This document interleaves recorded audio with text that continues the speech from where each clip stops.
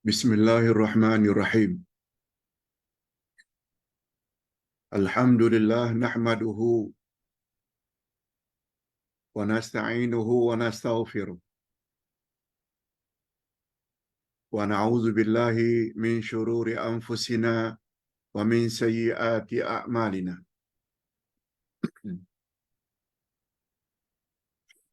Man yahdihillahu fala mudilla lahu wa man yudlil fala hadiya lahu. Asyhadu an la ilaha illallah wahdahu la syarika lah. Wa asyhadu anna Muhammadan abduhu wa rasuluh la nabiyya ba'dah.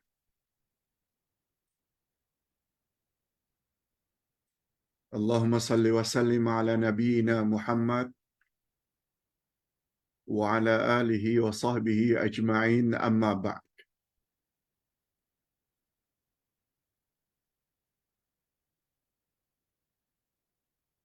Hadirin dan hadirat serta para pemirsa yang saya hormati, Assalamualaikum warahmatullahi wabarakatuh. Alhamdulillah, kita bersyukur kehadirat Allah Azza wa Jalla. Berkat taufiknya kita dapat mengikuti santapan rohani pada pagi ini.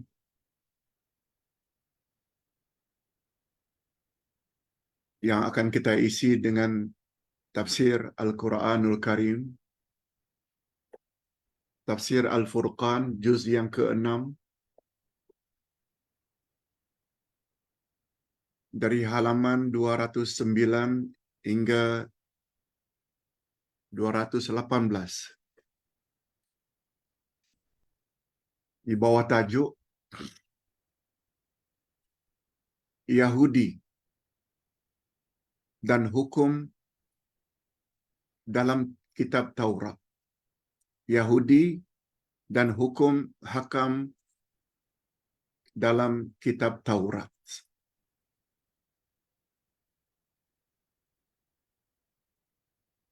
Allah Subhanahu wa taala mengisahkan tentang golongan Yahudi.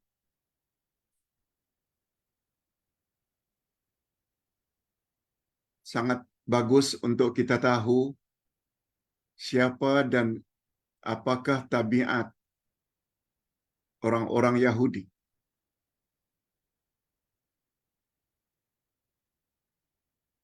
Apalagi kalau kita ingin relate dengan apa yang sedang berlaku pada hari ini tentang sikap mereka terhadap penduduk Gaza. Mudah-mudahan kita mendapat hidayah, petunjuk daripada ayat-ayat yang akan kita tafsirkan pada pagi ini.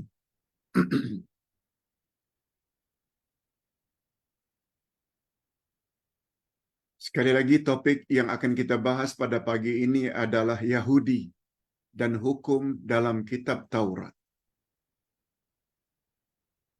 Berdasarkan ayat 41 hingga 43 dari surat Al-Maidah.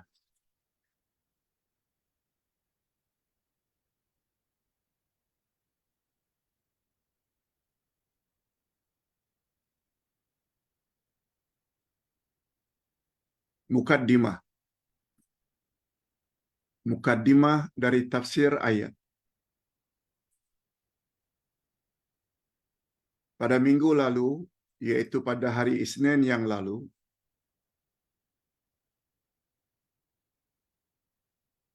Allah Subhanahu wa taala telah menceritakan tentang pencuri laki-laki dan pencuri perempuan.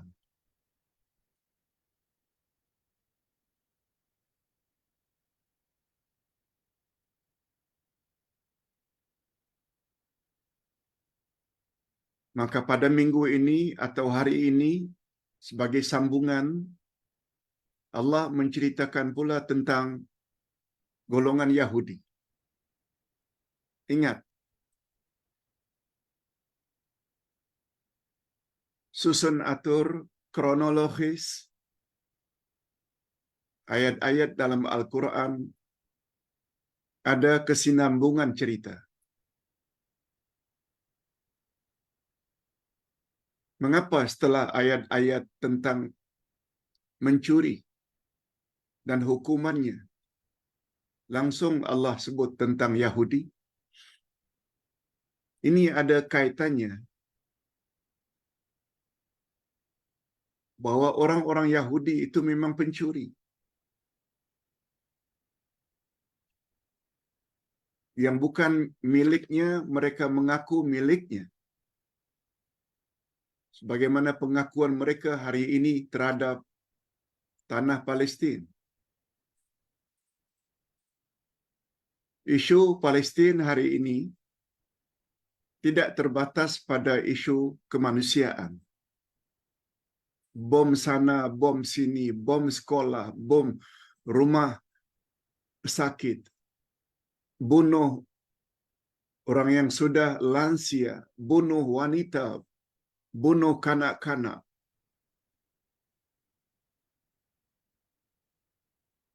Bukan setakat isu kemanusiaan, tapi dia lebih menjurus kepada isu penjajahan. Tanah Palestin milik orang-orang Palestin. Mereka ingin ambil keseluruhannya. Oleh sebab itu Gaza yang sudah begitu kecil, lebih kecil lagi daripada wilayah Perlis, pun mereka ingin ambil. Umat Islam mesti faham ini.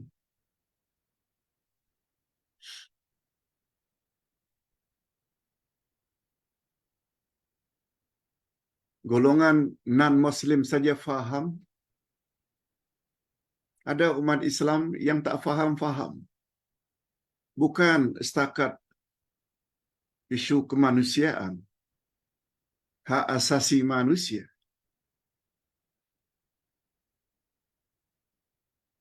Tetapi Yahudi, Zionisme, ingin ambil tanah milik orang-orang Palestin. Ingin menjajah. Malah orang Palestin pula dituduh sebagai teroris.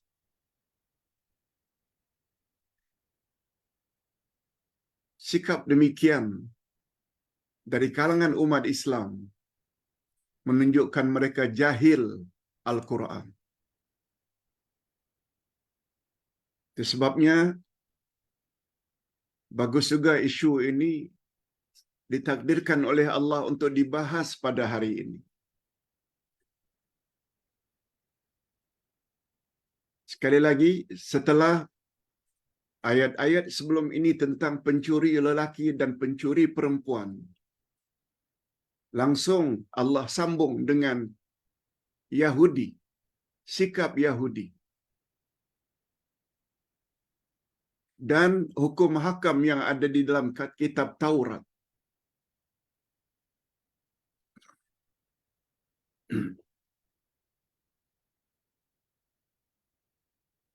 Allah Subhanahu wa taala berfirman pada ayat 41. Ayat ini cukup panjang. Kita baca sedikit daripadanya, kemudian kita terjemahkan mengingat masa yang sangat terbatas. A'udzubillahi minasyaitonirrajim. Ya ayyuhar rasul la yahzunka alladhina yusari'una fil kufr. لا يحزنك الذين يسارعون في الكفر من الذين قالوا آمنا بأفواههم ولم تؤمن قلوبهم Wa minal ladzina hadu samma'una lil kadhibi samma'una liqaumin akharin lam ya'tuk yuharrifunal kalima min ba'di mawadhi'i hingga akhir ayat. Ayat 41. Coba dengar terjemahannya. Hai Rasul, maknanya ayat ini ditujukan kepada Nabi Muhammad sallallahu alaihi wasallam pada asalnya. Allah Subhanahu wa taala tegur Nabi. Janganlah hendaknya kamu disedihkan. Janganlah hendaknya engkau terlalu sedih disebabkan oleh orang-orang yang bersegera memperlihatkan kekafirannya, yaitu di antara orang-orang yang mengatakan dengan mulut mereka, kami telah beriman, padahal hati mereka belum beriman. Di mulut saja hebat, beriman, baca Quran dengan lancar, tapi dalam hati tak beriman. Siapa mereka? Nanti kita akan jelaskan.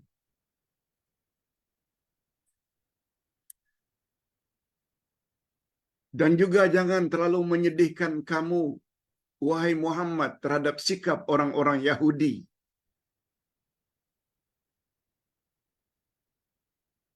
Orang-orang Yahudi itu amat suka mendengar berita-berita bohong dan amat suka mendengar perkataan-perkataan lain yang belum pernah datang kepadamu.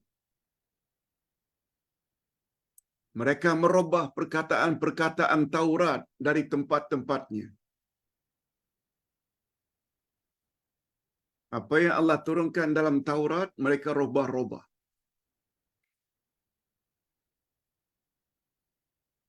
Mereka mengatakan, jika diberikan ini, yakni ayat-ayat Taurat yang sudah dirubah-rubah, bila ayat-ayat ini diberikan pada kamu, maka terimalah. Dan jika kamu diberi bukan ini, maka berwaspadalah, hati-hati.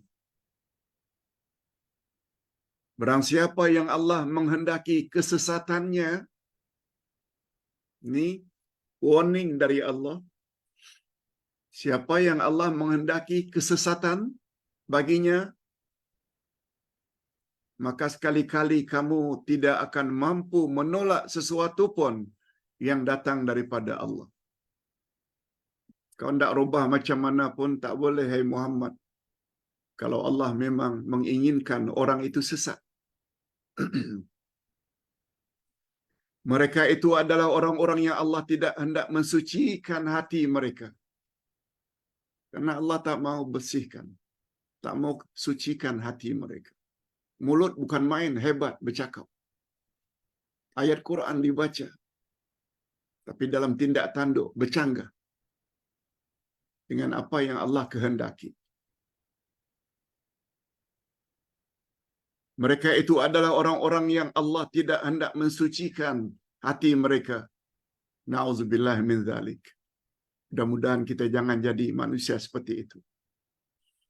Mereka beroleh kehinaan di dunia. Di dunia lagi dah hina. Orang akan cemooh. Orang akan caci. Dan di akhirat mereka akan beroleh siksaan yang besar. Allahu Akbar.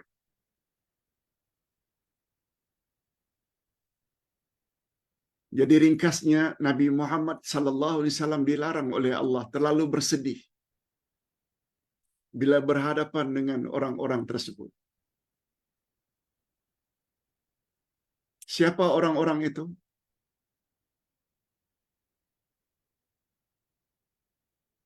Orang yang mengatakan dirinya setelah beriman. tetapi sebenarnya mereka tidak beriman. Di mulut mengatakan mereka orang Islam.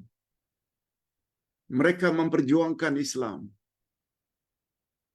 Tapi dalam hati tidak. Mereka ini adalah golongan munafikin. Hipokrit.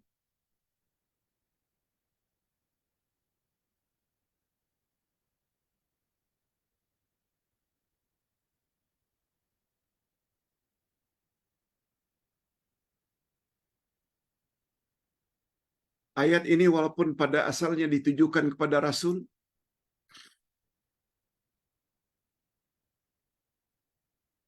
tetapi dalam ilmu tafsir, setiap yang ditujukan kepada Rasul juga sebenarnya ayat ini ditujukan kepada umatnya, yaitu kita. Jangan terlalu sedih.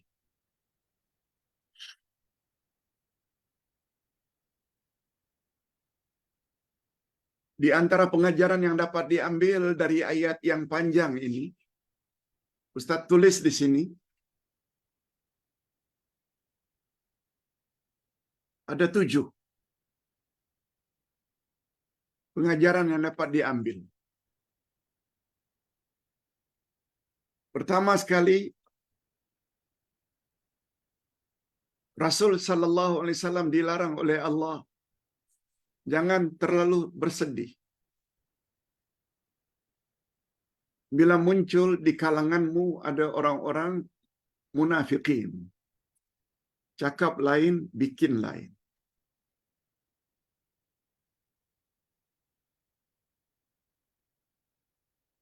Mendakwa di mulut orang Islam.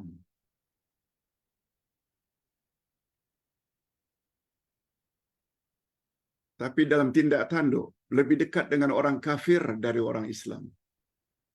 Dengan orang kafir boleh rangkul-rangkulan, berpeluk-pelukan, saling tolong-menolong. Tapi terhadap orang Islam, dimusuhi.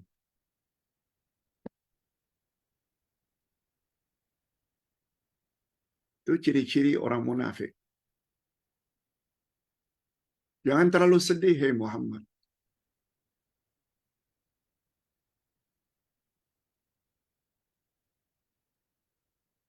Allah Subhanahu wa taala sebut pada awal surat Al-Kahfi, "Fala'allaka bakhi'un nafsaka 'ala atharihim illam yu'minu bihadzal hadithi asafa." Aku lihat engkau, hai Muhammad, seperti ingin bunuh diri disebabkan orang tak mau dengar apa yang kau cakap. Jangan, hai Muhammad. Tugasmu menyampaikan saja. Wa ma 'alaika illal balaghul mubin. Allah tegur Nabi Muhammad pada awal surat Al-Kahfi.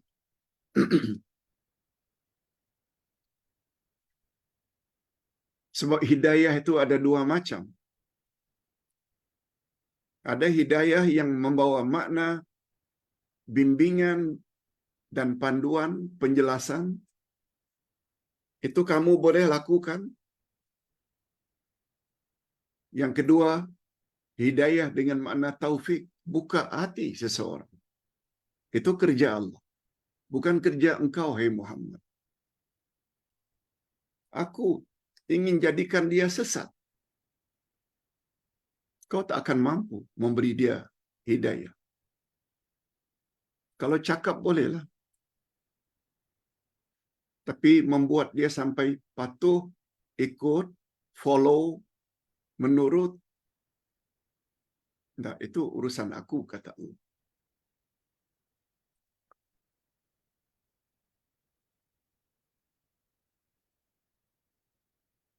Yang kedua pengajarannya, mengapa Nabi dilarang jangan bersedih terhadap golongan munafikin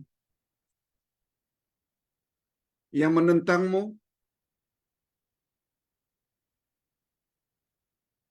Cakap lain, bikin lain. Atau cakap tak serupa bikin. Sebab keduanya, Mereka tidak ada manfaatnya, hai Muhammad, untuk Islam.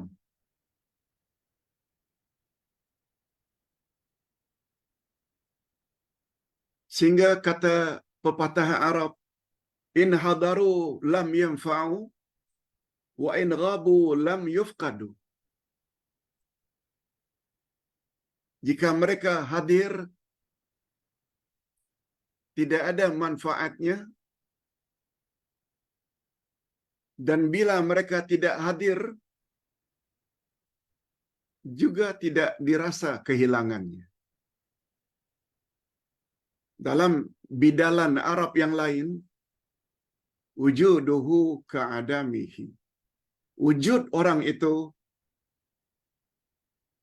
sama dengan tidak wujud. Wujuduhu ka'adamihi. Dia ada ke, tak ada ke, sama saja. Bagaimana dalam pepatah Melayu, kewujudannya tidak menggenapkan dan ketiadaannya tidak menjadi ganjil. Sudah ada bidalan orang tua-tua dulu, bahwa orang macam itu tak ada manfaat. Malah yang ada itu bahaya. Sebab mereka sebenarnya adalah musuh dalam selimut.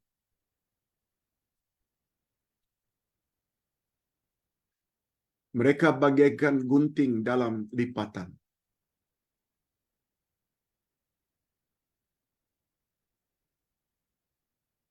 Yang ketiga, kelompok yang dimaksudkan yang tercela tersebut itu adalah orang-orang yang mendakwa beriman pada zahirnya, tapi hati mereka tidak beriman. Mereka adalah golongan munafiqun. Keislamannya hanya di luar saja, tapi di dalam hatinya tidak yakin dengan ketetapan dan hukum Allah dan Rasul-Nya.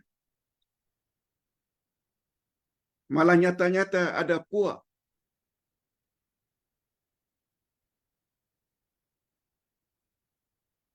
yang ingin menghakis kuasa-kuasa Islam. Dia boleh bekerja sama, tapi sesama orang Islam dimusuhi, difitnah bermacam-macam. Na'udzubillahi min dzalik. Mudah-mudahan kita dilindungi oleh Allah dari punya pemimpin seperti ini karakternya. Yang keempat, pengajarannya di antara kelompok yang Nabi juga dilarang bersedih hati adalah terhadap Yahudi yang mempunyai sifat-sifat yang tercela.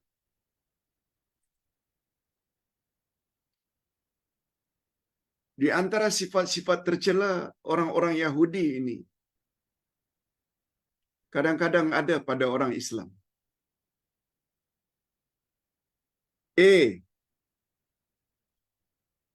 Mereka sangat suka mendengar kata-kata ulama mereka, pendeta-pendeta mereka yang pembohong. Berapa banyak orang Islam hari ini? Mana-mana ustaz yang bercakap, walau tidak ada apa-apa dalil hujjah dari Quran dan Sunnah, percaya saja. Pada orang itu sebenarnya sudah ada sifat Yahudi.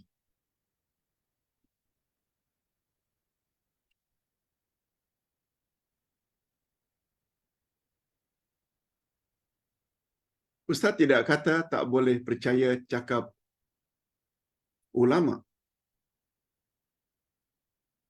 Tugas ulama itu sebagaimana yang disebut oleh Nabi, al-ulama'u warasatul anbiya. Ulama itu penerus tugas nabi-nabi. Para nabi, para rasul menyampaikan pada umat apa yang Allah Subhanahu wa taala suruh. Nabi explain. Ulama barulah dikatakan ulama yang boleh kita patuhi, ikuti, bila ada sifat itu. Cakap bawa ayat Quran.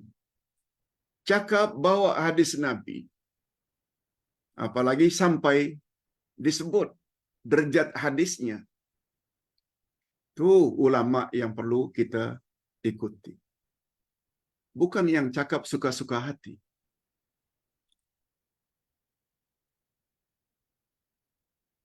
Ini di antara pertanyaan yang Ustaz akan jawab nanti.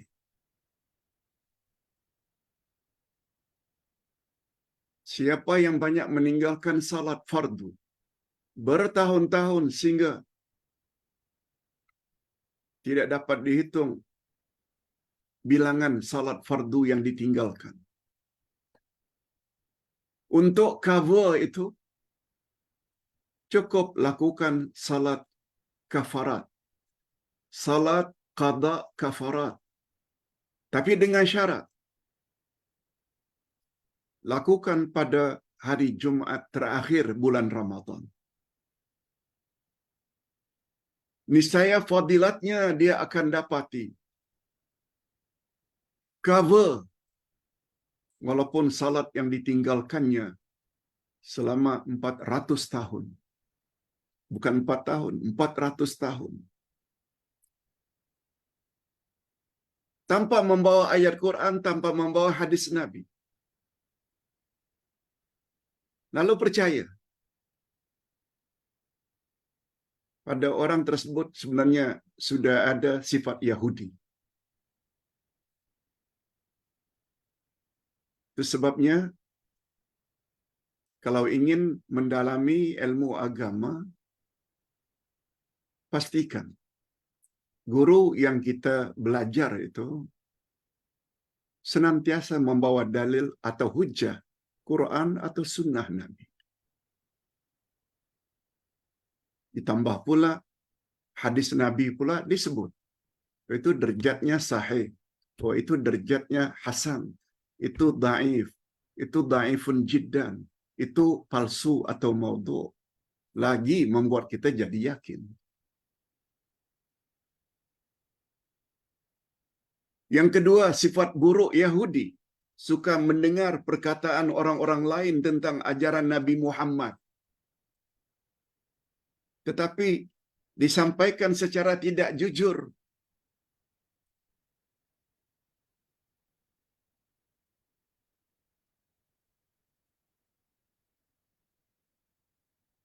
Secara tidak jujur. Sebagaimana jawaban Ustaz beberapa hari yang lalu.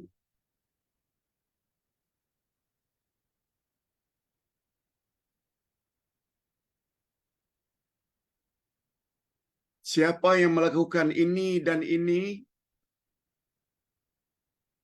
maka dia akan mendapat ganjaran.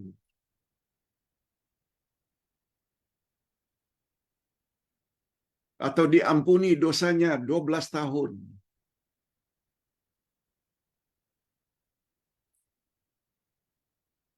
Padahal hadis itu hadis palsu.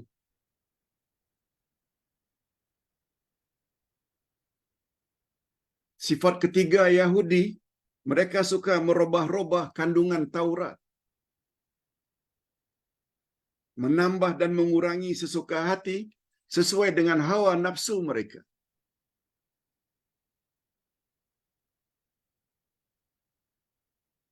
Sifat Yahudi berikutnya, jika ajaran Nabi Muhammad bersesuaian dengan selera dan hawa nafsu mereka, mereka ikut.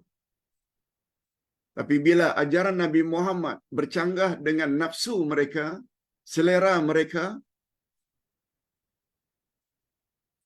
mereka tolak.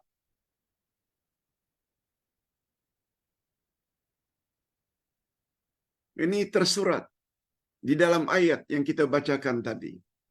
Mereka mengatakan, jika diberikan yang ini, maknanya ayat-ayat Taurat yang sudah dirubah, terimalah olehmu. Dan jika kamu diberi yang bukan ini, maka berhati-hatilah. Padahal yang disampaikan kepada followersnya ayat Taurat yang sudah dirubah-rubah. Terutama tentang ciri-ciri Rasul akhir zaman.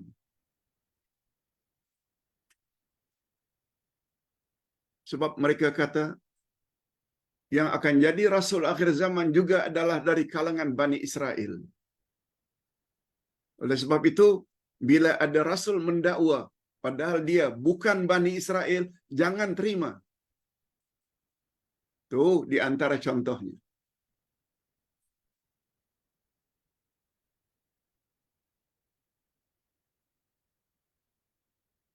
Oleh sebab itu berhati-hati dalam kita menimba ilmu pengetahuan agama. Nabi Muhammad sallallahu alaihi wasallam telah memberi jaminan. Aku tinggalkan dua pedoman untukmu, wahai umat. Selagi kamu berpegang teguh, kamu tak akan sesat selama-lamanya, yaitu Quran dan Sunnahku. Quran dan Sunnahku. Oleh sebab itu, kita hanya boleh patuhi, terima bila penyampaian itu diikuti dengan hujah dan dalil. Pagi tadi Ustaz cukup tertarik mendengar penjelasan dari Sahibus Sama'ah Mufti Perlis. Setelah membawa ayat Quran satu demi satu tentang sifat orang-orang munafik. Nanti Ustaz akan share kata-kata beliau cukup bernas. Mudah-mudahan kita dapat mengambil panduan dari penjelasan beliau.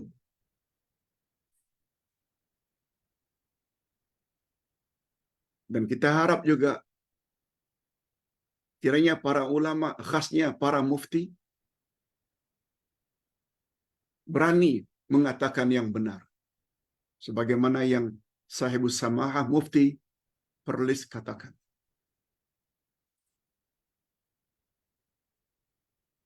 Ustaz bukan ta'assub kepada individu berkenaan.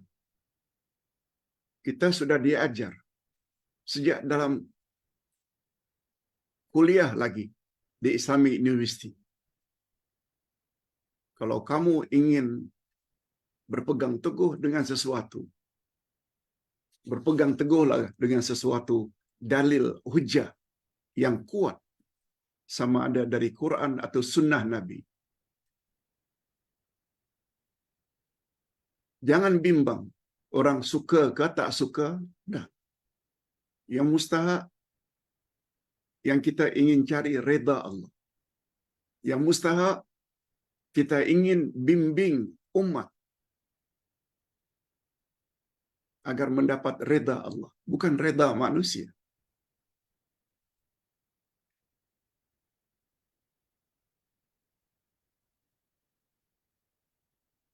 Hadirin dan hadirat rahimakumullah.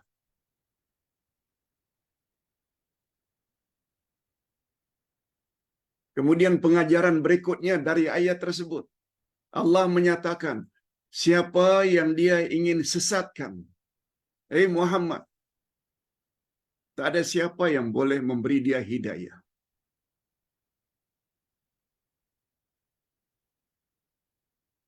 Jangan terlalu bersedih, hai Muhammad. Itu urusan aku. Sebagaimana teguran Allah kepada baginda ketika pamannya Abu Talib mati dalam keadaan kafir. Nabi sedih. Lalu Allah Subhanahu wa taala tegur pada surat Al-Qasas ayat 56. Innaka la tahdi man ahbabta, walakinnallaha yahdi man yasha. Wa huwa a'lamu bil muhtadin. Sesungguhnya engkau tidak akan mampu memberi hidayah, petunjuk ai Muhammad, walau terhadap orang yang engkau sayangi. Hidayah milik Allah. Allah akan beri hidayah kepada siapa yang dia kehendaki. Karena Allah lah yang lebih tahu siapa orang yang patut mendapat hidayah. Mudah-mudahan kita termasuk ke dalam golongan orang-orang yang dikehendaki oleh Allah mendapat hidayah. Yang keenam, pengajaran yang dapat diambil dari ayat 41. Allah menerangkan, barang siapa yang Allah menghendaki untuk menyesatkannya, maka itu bermakna dia tidak mau membersihkan hati orang tersebut. Hidayah ini bermula dari hati. Kalau Allah tidak mau membersihkan hati orang tersebut tidak akan mendapat hidayah. Di sini perlunya hati. Hati hendaklah senantiasa cenderung kepada kebenaran.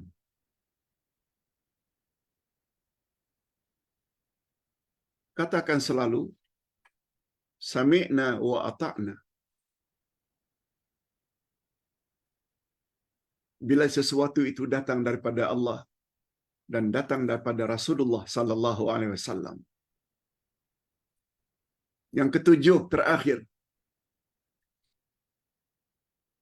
mereka yang memilih sifat tercela di atas akan mendapat kehinaan di dunia dan azab yang pedih di akhirat.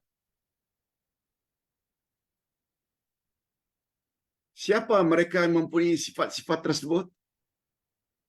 Dua golongan tadi.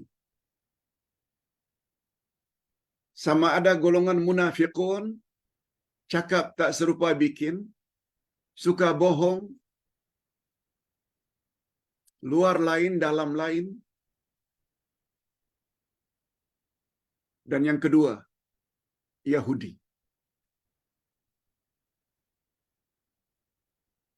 Menurut Imam Al-Qurtubi, ada beberapa sebab mengapa ayat itu turun. Dari tiga sebab itu, sebab yang paling kuat ialah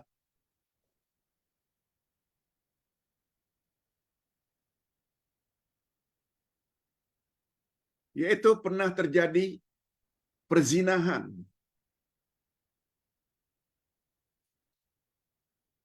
antara pasangan Yahudi, lelaki Yahudi, perempuan Yahudi, di zaman Nabi.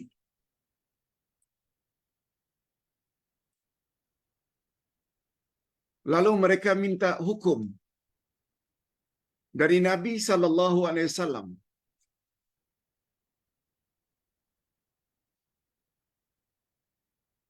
Hadis ini diriwayatkan oleh Imam Bukhari, Imam Muslim, Imam Malik, Tirmizi dan Daud. Lalu Nabi sallallahu alaihi wasallam hukum sebagaimana hukum yang ada dalam Taurat, yaitu rajam. Lalu mereka tolak. Padahal mereka tahu dalam Taurat itu sendiri hukum orang yang berzina adalah rajam sampai mati. Mereka tolak. Sebab mereka mengharapkan hukum yang dikeluarkan oleh Nabi Muhammad itu bukan rajam. Lalu mereka tolak. Dan banyak lagi sebab-sebab yang lain. Tak perlulah kita sebutkan satu demi satu. Asbabun nuzul yang terkuat yang tadi. Nah, kita teruskan dengan ayat 42. Lagi-lagi Allah menyebut tentang ciri-ciri orang-orang Yahudi. Samma'una lil kadhibi akaluna lis-suht. Fa in ja'uka fahkum bainahum aw a'rid anhum wa in tu'rid anhum falan yadurruka syai'a wa in hakamta fahkum bainahum bil qist innallaha yuhibbul muqsitin. Kita terjemahkan dulu secara harfiah. Mereka itu adalah orang-orang yang suka mendengar berita bohong. Lagi-lagi ini sifat Yahudi. Bukan saja suka mendengar berita bohong, banyak makan yang haram, terutama riba. Itu sifat utama Yahudi.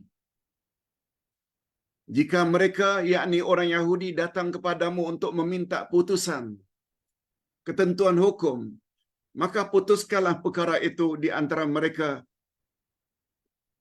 atau berpaling saja dari mereka. Nabi ada dua pilihan. Hukum mereka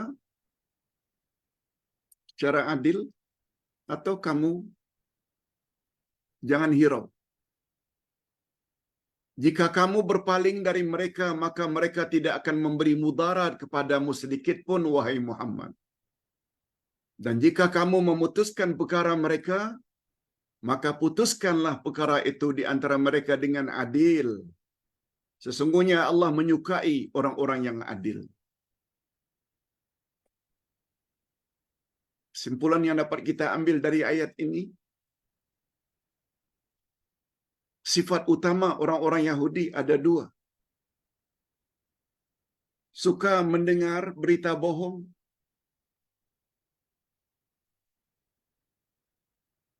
Yang kedua, suka makan yang haram.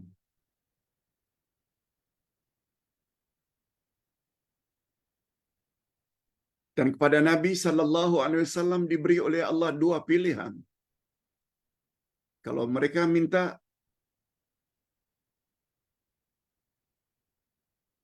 ditetapkan sesuatu hukum, sama ada engkau layan atau engkau berpaling daripadanya. Jika engkau berpaling padanya, dia tidak akan memudaratkan kamu, wahai Muhammad. Itu jaminan daripada Allah. Nah, kita sampai ke ayat yang terakhir, ayat 43. Wa kaifa yuhakkimunaka wa indahumut Tauratu fiha hukmullah thumma yatawallawna min ba'di dhalik wa ma ulaika bil mu'minin. Artinya, bagaimanakah mereka mengangkatmu menjadi hakim mereka?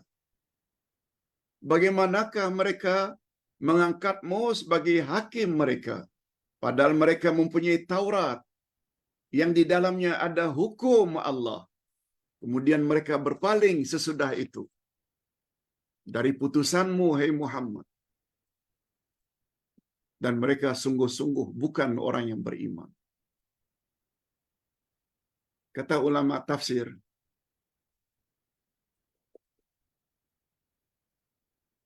berdasarkan kaedah utama ilmu tafsir, al-ibrah bi umumil alfaz la bi khususil asbab. Segala pengajaran dalam Al-Quran adalah seumum lafaznya. Ia bukan khas untuk orang-orang yang karenanya ayat itu diturunkan. Betul, ayat ini diturunkan sempena pertanyaan Yahudi.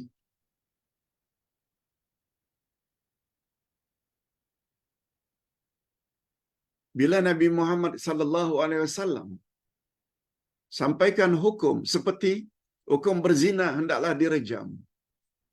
Padahal hukum rejam itu terdapat dalam Taurat. Mereka tolak. Sebab mereka mengharapkan hukuman yang lain. Sifat seumpama ini juga terdapat di kalangan umat Islam.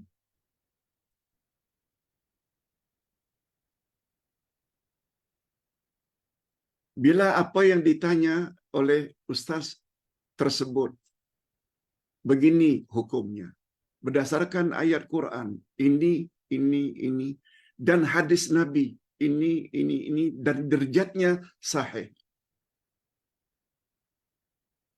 Lalu mereka tolak. Ketahuilah, sebenarnya pada diri orang tersebut sudah ada sifat Yahudi. Yahudi macam itu. Tak percaya? Allah Subhanahu Wa Taala sebut pada ayat 5 surat Al-Jumu'ah. Coba dengar baik-baik. Mathalul ladzina hummilut Taurata summa lam yahmiluha kamathalil himar yahmilu asfara. Perumpamaan orang-orang yang dipikulkan ke atasnya kitab Taurat supaya diamalkan apa yang ada dalam Taurat. Itu maksudnya. Tentu saja maksudnya siapa? Yahudi. Summa lam yahmiluha. Lalu mereka tidak pikul, tidak laksanakan kehendak Taurat tersebut yang telah diturunkan kepada mereka. Mereka hanya baca saja. Tapi isi kandungannya tidak dilaksanakan dalam hidup. Lalu apa kata Allah? Masaluhum kamathalil himari yahmilu asfara. Perumpamaan orang-orang Yahudi itu tak ubahnya bagaikan keledai yang memikulkan buku-buku yang tebal. Ayat 5 surat Al-Jumu'ah. Hadirin dan hadirat, walaupun ayat itu pada asalnya Allah tujukan kepada Yahudi dengan Tauratnya, tapi dia sebenarnya mengandung sindiran pada orang-orang Nasrani Kristian yang diturunkan kepadanya Injil. Dia juga sebenarnya sindiran kepada orang-orang akhir zaman umat Muhammad yang diturunkan kepadanya Al-Quran. Quran dibawa ke mana-mana. Dijunjung malah. Dipegang dengan kokoh. Tapi fahamnya tidak. Apalagi melaksanakan kandungan Quran dalam kehidupan sehari-hari. Oleh sebab itu, bila ada umat Islam seperti itu, sifatnya mereka exactly macam Yahudi. Mereka sebenarnya himar, keledai yang membawa buku-buku yang tebal. Keledai walaupun memikul buku-buku yang tebal, betul tak keledai tak faham? Apalagi sampai melaksanakan isi kandungan Taurat dalam kehidupan keledai. Exactly. Minta maaf, Ustaz bukan bermaksud tidak menghina. Tapi tidak beritahu. Allah yang cakap. Tak percaya, lihat ayat 5 surat Al-Jumu'ah. Perumpamaan orang-orang yang dipikulkan ke atasnya kitab Taurat. Tetapi mereka enggan mengamalkan kandungan Taurat dan kehidupan sehari-hari. Mereka tak banyak seperti keledai-keledai yang memikul buku-buku yang tebal. Na'udzubillahi min dzalik. Itu sebabnya Ustaz berkali-kali menyebut kewajiban kita terhadap Al-Quran ada 5. Iman pada Quran kalamullah. Dan dia tidak boleh dipalsukan hingga kiamat. Ini beza dengan Taurat. Taurat tidak ada jaminan itu. Lihat beruntungnya kita. Yang kedua, tilawatuhu, baca dengan tajwid, makhraj yang betul. Yang ketiga, al-fahmu bihi, fahami Al-Quran. Sebab Quran diturunkan untuk dijadikan pedoman. Hudan lil muttaqin. Hudan lin nas. Sudah faham al-amalu bihi, amalkan dalam kehidupan sehari-hari. Dan kamu tidak akan sesat. Dan terakhir, tablighuhu ilal akharin. Sampai-sampaikan kepada orang lain. Orang suka ke, tak suka ke, tugasmu menyampaikan saja. Bukan memaksa. Mudah-mudahan bapak-bapak dan ibu-ibu, tafsiran pagi ini membuat kita menjadi lebih yakin. Lebih yakin. Itu sebabnya pagi ini Ustaz ada share 2 video. Yang pertama, video tentang Israel semakin merudum. Ekonominya, sosialnya. Sila dengar. Video yang kedua tentang anak kecil yang baru lahir. Membesar, membesar, membesar, membesar. Sampai mati. Itu sebabnya Ustaz komen. Sabda Nabi dalam hadis sahih riwayat Al-Hakim dan Ibnu Hibban. A'maru ummati baina 60 wa 70. Umur umatku adalah antara 60 ke 70. Antara 60 ke 70. Dan sangat sedikit umatku yang melampaui umur tersebut. Maknanya lebih dari 70 tak banyak. Lalu Ustaz komen. Sila ambil pengajaran daripada video ini. Dan apakah bekal yang Anda akan bawa setelah Anda mati? Semua kita akan lalui alam itu. Ustaz kira cukup sampai di sini dulu topik tentang Yahudi dan hukum di dalam Taurat. Berikut ini Ustaz akan jawab beberapa soalan jamaah